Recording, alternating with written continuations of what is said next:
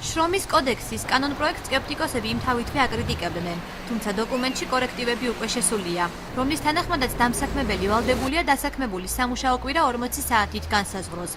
სამსახურში გატარებული ყოველი დამატებითი საათისთვის კი მას ზეგანაკვეთური შრომა აუნაზღაუროს. კანონი ზეგანაკვეთური სამუშაოს დროს გადასახდელი თანხის ოდენობას არ აკონკრეტებს, რამაც შესაძლოა გარკვეული გაუგებრობა გამოიწვიოს. თუმცა აღსანიშნავია ის, რომ ზეგანაკვეთური მუშაობის შესახებ გადაწყვეტილება ნებაყოფილობითია და დამსაქმებელს დასაქმებული სიძულება არ შეუძლია.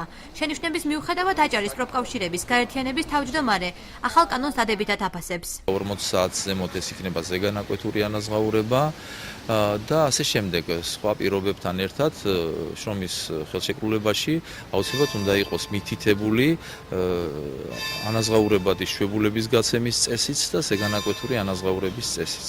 ისეთი ადამიანები, რომლებიც ქმნიან ინტელექტუალურ პროდუქტს, მათთან პროდუქტის შესაბამისი ხელშეკრულებები ფორმდება ხოლმე.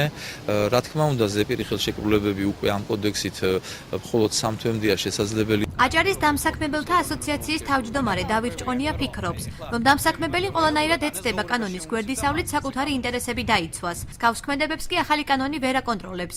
პრაქტიკულად დამსაქმებელი ხდება ძალიან ჩაკეტილი, რის გამოც ის ერთადერთი რასაც აკეთებს, ამკაცრებს იმ პირობებს, რომელიც სამსახურში აქვს, დამსაქმებლები, რომლებსაც განსაზღვრული ჰქონდათ შეთანხმებით შინაგანაწესში და ზეგანაკვეთური შრომის ანაზღაურება 150%-ით, ისინი ახლა ამცირებენ და ჩამოდის ეს 110, 115, 105%-ზე. ანუ ეს კანონს არ ეწინააღმდეგება, შესაბამისად ისევ და ისევ დასაქმებულის მდგომარეობა მძიმდება. როგორც ირკვევა იმ სამსახურის წევრები, სადაც რამდენიმე ცვლა მუშაობს, ახალმა კანონპროექტმა შესაძლოა დააზარალოს. თუ ცვლიანი სამუშაო დამსაქმებელს აქვს იმ ფორმით ორგანიზებული, რომ მას უხდება ზეგანაკვეთურის გადახდა მეტი საათობით, შეიძლება მნიშვნელოვანი საათობით, ასე ვთქვათ, ის ბუნებრივია 40 საათში ჩააჯენს ვიღაცას, ვთქვათ 2-3 კაცს და ამატებს პერსონალს და გაანაწილებს მათ შორის ხელფასს. ანუ შესაბამისად ის ახალ თანამშრომელს, რომელსაც აიყვანს, მიიღებს ის მიზერს ხელფასს და შეუმცირდება ასევე ხელფასი იმ თანამშრომელსაც, რომელიც ადრე მუშაობდა. ბათუმში არსებულმა მსხვილმა კომპანიებმა აღნიშნული საკითხის შესახებ კომენტარის გაკეთება არ ისურვეს.